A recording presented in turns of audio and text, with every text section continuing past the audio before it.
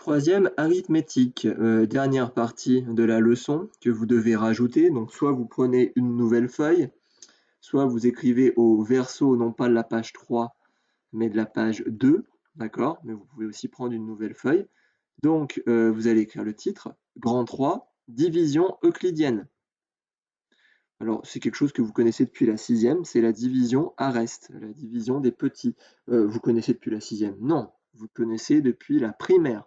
Normalement, on voit la division à reste, si je ne dis pas de bêtises, en CM1, d'accord?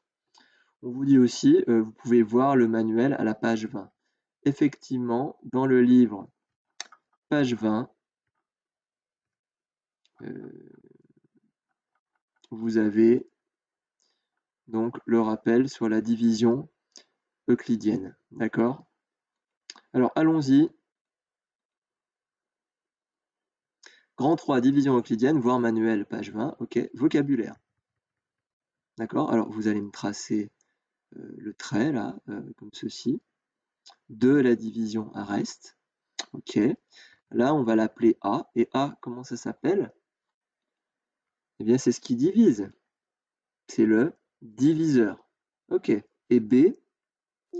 B, c'est le nombre qu'on divise. Comment on appelle le nombre qu'on divise? Non, ce n'est pas le quotient. Le quotient, c'est le résultat. Donc, le nombre qui est divisé, on l'appelle le dividende.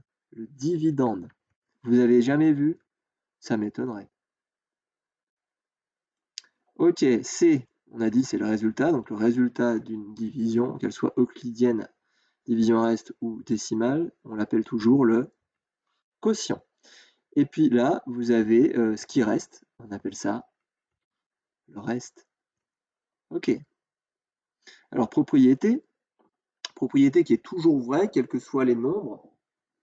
Le dividende, c'est-à-dire le nombre qu'on divise, est égal au produit du diviseur multiplié par le quotient, plus le reste.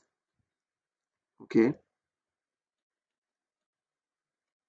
Donc le dividende est égal au diviseur fois le quotient plus le reste, avec le reste qui est toujours inférieur au diviseur. C'est une condition normale. Si le reste est supérieur au diviseur, c'est qu'on a oublié au moins une fois de le diviser, de diviser le dividende par le diviseur. Je vous rappelle qu'une division, c'est une question. Et quand vous divisez un nombre par un autre, vous dites combien de fois je peux mettre ce nombre dans l'autre. D'accord? Donc s'il reste plus que le diviseur, c'est-à-dire qu'on n'a pas suffisamment divisé.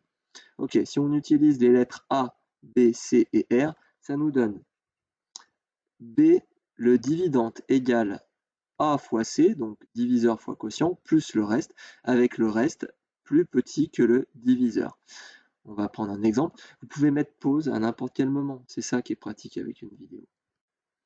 Donc, on va faire l'exemple. 25 divisé par 3. Ok. Alors, on commence. On se dit, est-ce que je peux mettre 3 dans 2? Non. Alors, puis-je mettre 3 dans 25? Oui. Combien de fois? Si je le mets 10 fois, c'est trop. Si je le mets 2 fois, c'est pas assez.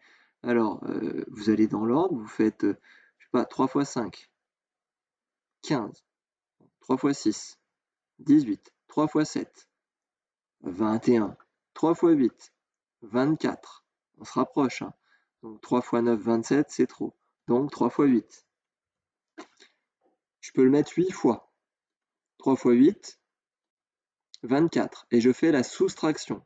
Je tire un trait, il reste 1. Donc, 25, c'est égal à quoi? C'est égal au produit du diviseur par le quotient. Donc c'est égal à 3 fois 8 plus le reste. Et on a bien 1, le reste, qui est plus petit que 3.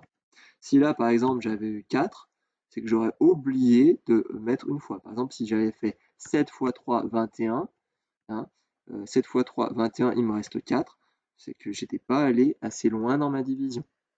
Ok?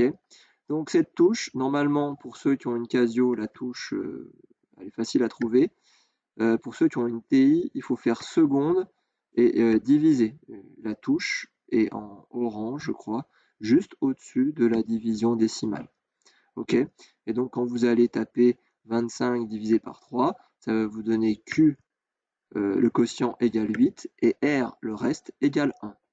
Voilà pour la leçon est terminée.